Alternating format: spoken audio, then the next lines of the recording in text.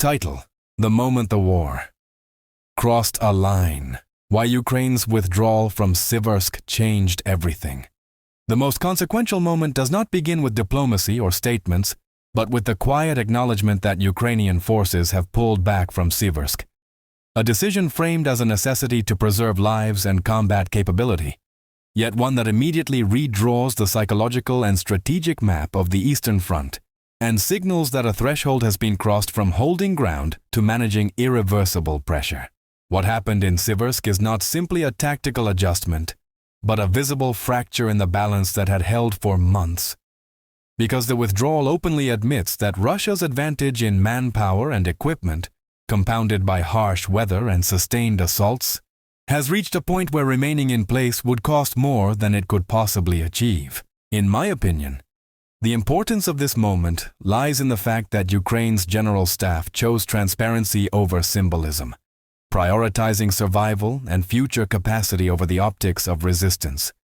which tells the audience that this war phase is no longer about proving resilience, but about choosing which losses are acceptable and which are not. At the same time, Russian statements celebrating the capture of Siversk and praising their troops are designed to project inevitability. Yet the insistence from Kyiv that fighting continues around the town and that it remains under Ukrainian fire control reveals a contested reality where control is asserted rhetorically, while influence is still violently disputed. This tension between declaration and denial creates a psychological battlefield as important as the physical one. Because when a town like Siversk sits within striking distance of Kramatorsk and Sloviansk, every movement carries implications not just for territory but for the perceived momentum of the entire eastern campaign. The shift becomes even more pronounced when Moscow claims accelerating advances across multiple regions, listing villages and hubs in rapid succession, a narrative meant to suggest cascading success, even as many of these claims remain unverified and are presented as part of a broader message of unstoppable forward motion. What makes this moment decisive is not whether every claim is accurate, but how the accumulation of them reframes expectations, turning isolated advances into a storyline of systemic pressure that Ukraine must now answer not only on the battlefield, but in how it communicates endurance to its own people and its partners. Russia's description of expanded staging areas and cleared buildings serves a strategic communication purpose, implying depth and preparation rather than mere raids, while Ukraine's silence on specific figures underscores the asymmetry between those projecting dominance and those managing survival. The reported large-scale strikes using long-range precision weapons and drones further reinforce this imbalance, because even without independent verification, the sheer scale described shifts the conversation from localized fighting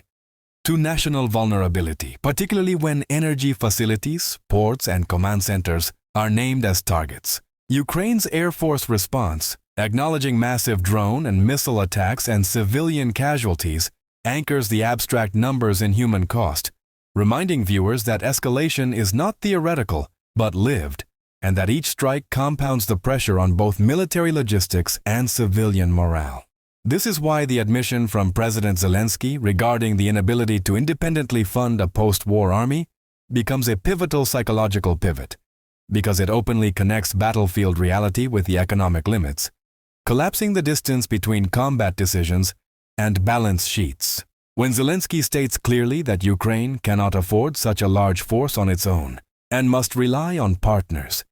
he reframes security from sovereignty alone to shared responsibility, which fundamentally alters how victory, independence, and deterrence are defined going forward. The debate over army size is not bureaucratic, but existential.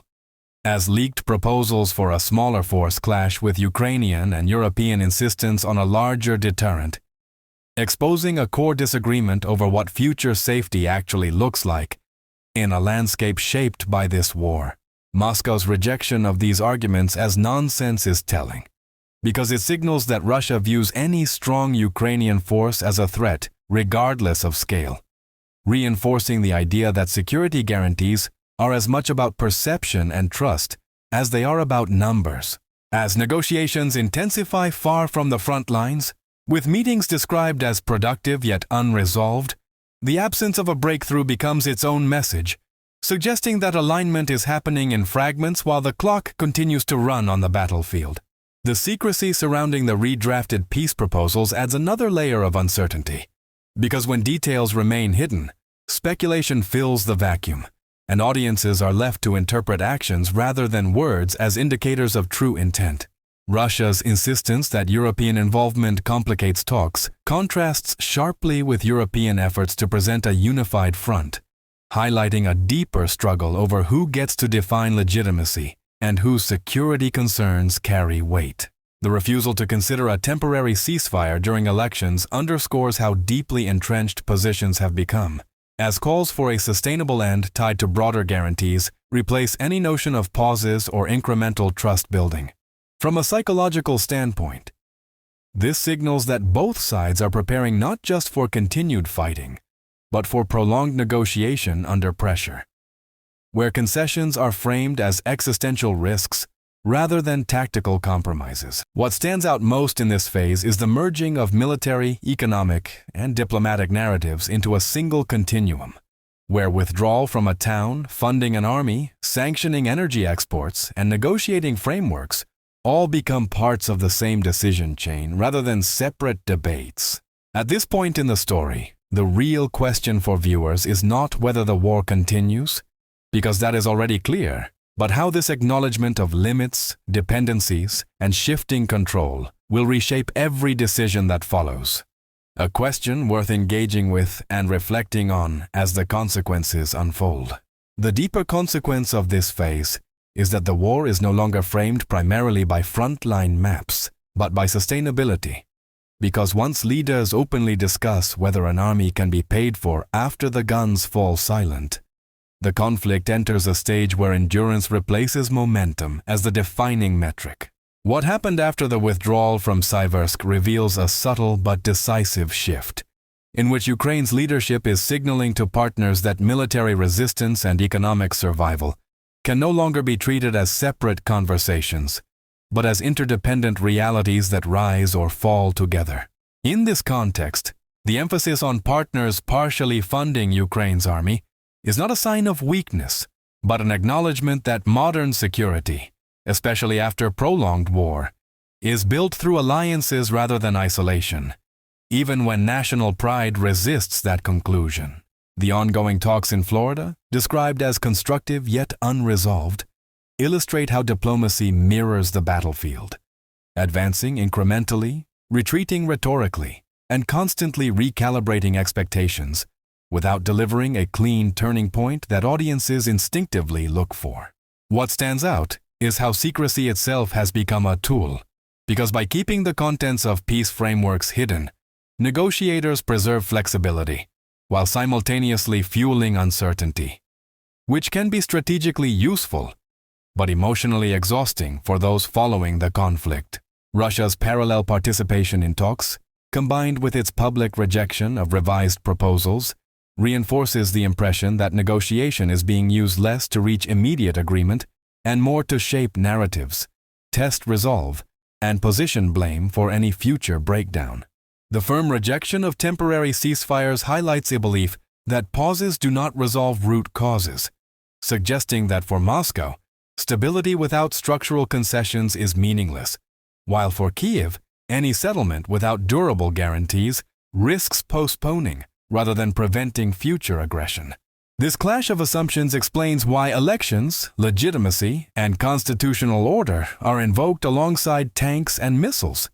because political structure has become another battlefield where outcomes are expected to lock in long-term advantage. The repeated emphasis on sanctions, energy pressure, and oil revenue signals a strategic bet that financial attrition can succeed where military stalemate persists, turning global markets and logistics into indirect participants in the conflict. From a psychological perspective, the focus on deep strikes and export infrastructure is meant to demonstrate results beyond the front lines, offering tangible proof to domestic and international audiences that pressure is producing measurable effects. At the same time, constant references to unity with the global community serve as reassurance, both internally and externally, that Ukraine is not isolated, and that continued engagement is not charity, but shared investment in a broader security architecture. What becomes increasingly clear is that this war has entered a phase where outcomes will be determined as much by patience, funding, and political cohesion as by territorial gains, making time itself one of the most contested resources. The narrative no longer promises swift resolution, but emphasizes persistence, adaptation, and alignment